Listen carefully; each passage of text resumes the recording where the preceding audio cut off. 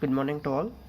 Uh, we were discussing about one thing, that is classification of chromatographic technique.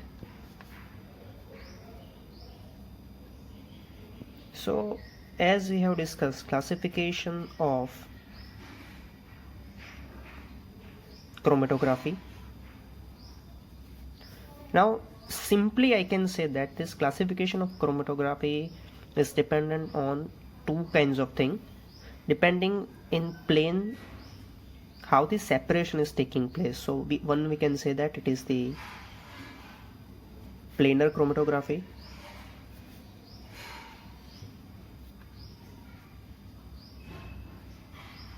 and the next type of chromatography, because it is taking place in column, we can say that it is the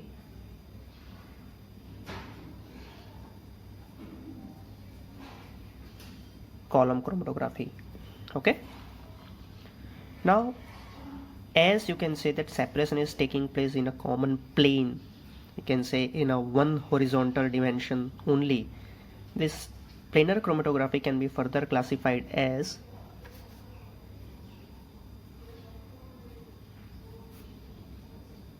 thin layer chromatography and the paper chromatography.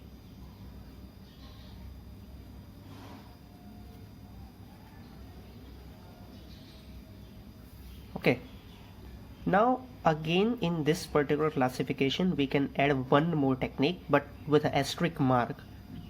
Now why I am saying asterisk mark, because this technique comes under the planar chromatography, but the concept is somewhat different from chromatography.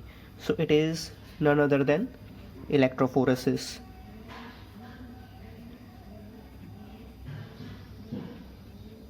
We are only placing this technique in planar chromatography because the separation is taking place in a common plane. Now in case of column chromatography, what we can say that the separation is taking place in a common plane. So according to the further classification of chromatography, we can divide it into liquid chromatography,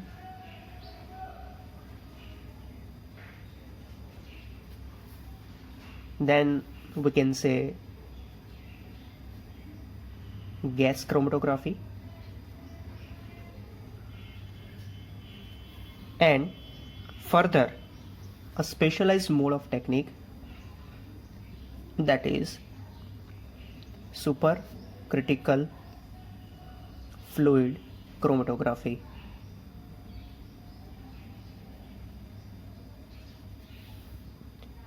Okay, now if you look at this all three techniques in column chromatography, the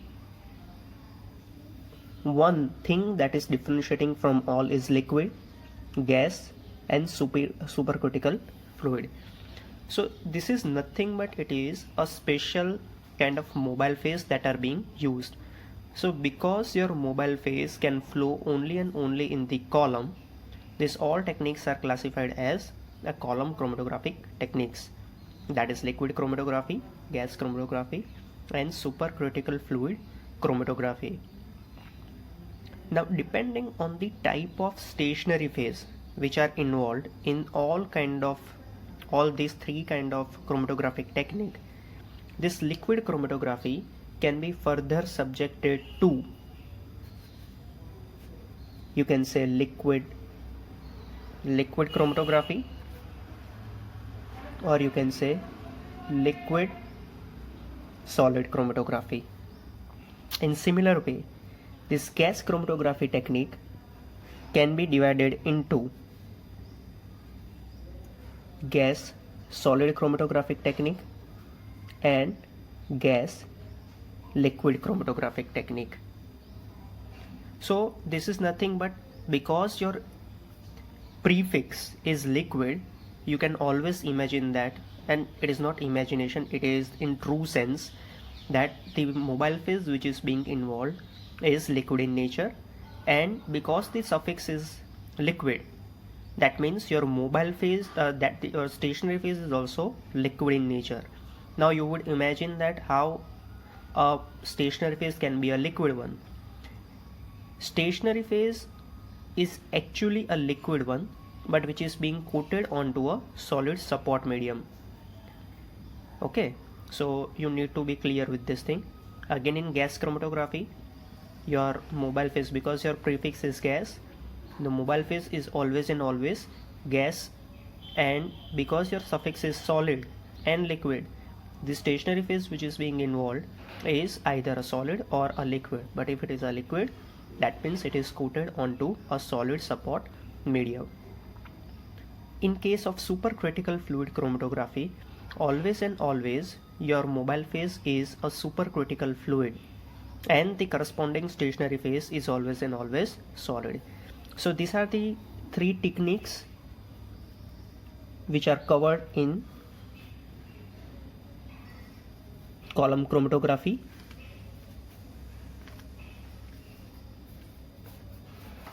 Okay. Further, if you would like to classify the liquid chromatography, we can classify this liquid chromatography based on specialized mode of retentions.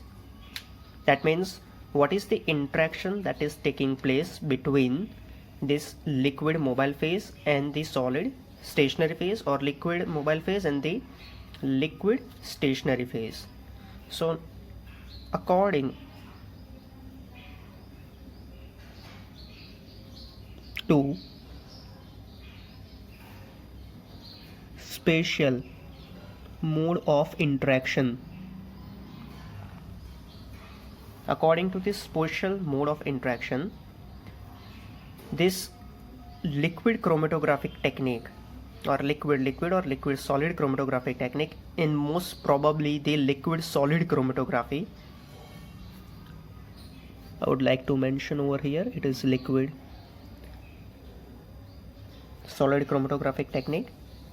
It can be further divided into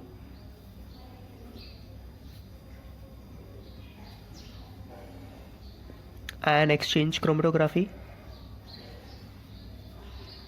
then gel permeation chromatography, or it is also known as size exclusion chromatography, then the affinity chromatography,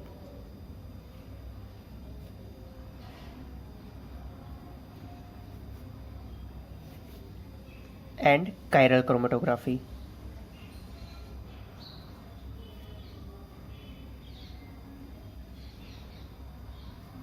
So this is a specialized mode of techniques according to the spatial mode of interaction. Now spatial mode of interaction, that means your analyte is experiencing a specialized retention mechanism onto a solid stationary phase. So your separation would be achieved either by means of ion exchange, either by means of size exclusion or gel permeation, either by means of affinity between your stationary phase and your mobile phase, or you can say stationary phase and your analyte, and the chiral chromatography.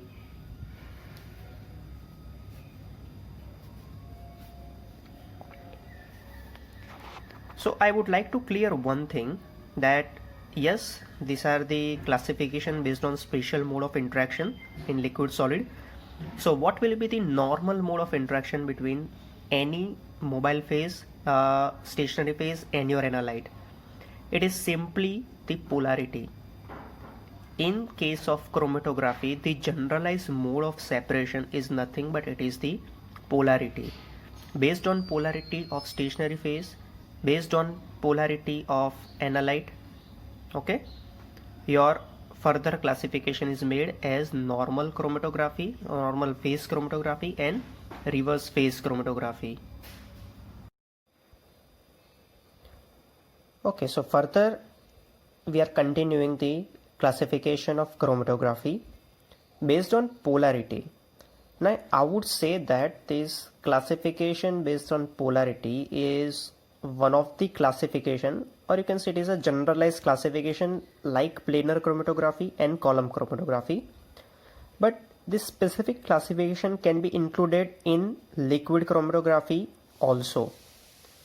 Now, based on polarity, this chromatography can be further classified as normal phase chromatography and the reverse phase chromatography. Now, you can clearly say that because you are dealing with polarity, there is always a difference between polarity of stationary phase, polarity of mobile phase, and polarity of an analyte. So depending on the polarity differences, your analyte can either diffuse into a mobile phase medium, or you can say a stationary phase medium. If the polarity of analyte is more towards, you can say, mobile phase, it can easily travel through the column along with the mobile phase, because it can easily partition into mobile phase. So your retention will be less and the elution will be fast. As opposed, if the polarity of analyte matches towards the stationary phase, that means this analyte can diffuse into stationary phase from mobile phase, and retention will be more onto the stationary phase, and hence the elution time will be less, or you can say it will be more. So it is a clear thing, if the analyte is having more diffusion into mobile phase, retention will be less, that is retention onto the stationary phase is less and elution will be faster. And if this analyte is having more diffusion into a stationary phase, depending on polarity, that means retention is more and elution is longer, or you can say it will take more time to get eluted. So one another terminology is associated with polarity, that is partition. Okay, analyte can either partition into stationary phase, either it can partition into mobile phase. So one of the most important property while we are studying chromatography, any type of chromatography, is the partition coefficient. So your partition coefficient will be there either into the stationary phase, either into the mobile phase. So a common retention mechanism in all chromatographic technique is the adsorption and partition. Okay, the previous one that we have studied, ion exchange, gel permeation, affinity, and chiral chromatography, are the spatial mode of interaction. Apart from adsorption and partition, you cannot say that adsorption and partition is not taking place. In true sense, in all kinds of chromatography techniques, adsorption and partition is taking place. But here the ion exchange, that is that spatial mode of interaction, is predominant in nature because of spatial design of your stationary phase and a specialized analyte. These are the retention mechanisms. So based on polarity, your chromatographic technique are classified as normal phase and reverse phase chromatography. In general sense, you can say that in normal phase chromatography, stationary phase is always and always polar in nature, while mobile phase is always and always non-polar in nature. See, again we are talking about polarity. In case of reverse phase chromatography, the stationary phase is always and always non-polar in nature, while mobile phase is always and always polar in nature. Now, if you would like to establish a link between this mode of classification based on polarity and the classification as per the planes, just look at the example in planar chromatography, thin layer chromatography, paper chromatography, that are the classical planar chromatographic techniques. In case of thin layer chromatography, what is a stationary phase that is being used? It is the silica gel G. In case of paper chromatography, the stationary phase which is being used is nothing but a paper, but you cannot say your stationary phase is paper. The component of paper, which is your alpha cellulose, that alpha cellulose acts as the stationary phase. So as I had said that the cellulose is mainly working as the stationary phase. So what is the functional group which is being involved in that particular stationary phase? That is OH. Cellulose contains OH. Even the silica gel G contains the OH functional group. So if the functional group which is there in stationary phase is OH in both of the cases, you cannot say in silica gel it is the OH, it is the silanol, that is the SiOH. So both functional groups are polar in nature. So because the stationary phase contains the polar functional group, the stationary phase is always and always polar in nature. So if the stationary phase is polar, the corresponding mobile phase would be always and always non-polar. So in general sense, you can say that this planar chromatography is also considered as a normal phase chromatography.